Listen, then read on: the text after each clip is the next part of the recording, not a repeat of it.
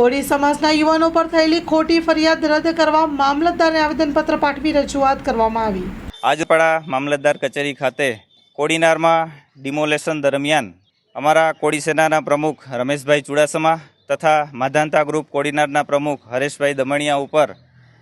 કોડીનાર રાજકીય ઇશારે ખોટી ફરિયાદ દાખલ કરવામાં આવી છે। આ મુદ્દે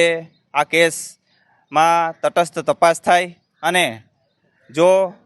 અમારા કોળી સેનાના પ્રમુખ અને માધાંતા ગ્રુપના પ્રમુખ ઉપર ખોટી ફરિયાદ થયેલી છે, જેથી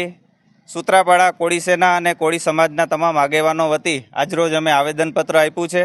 અને આવી રીતના ખોટી ફરિયાદ વારંવાર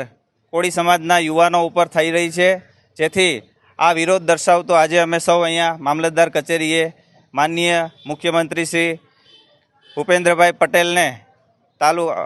સૂત્રાપાડા તાલુકા મામલતદાર મારફતે અમે આવેદનપત્ર પાઠવીએ છીએ।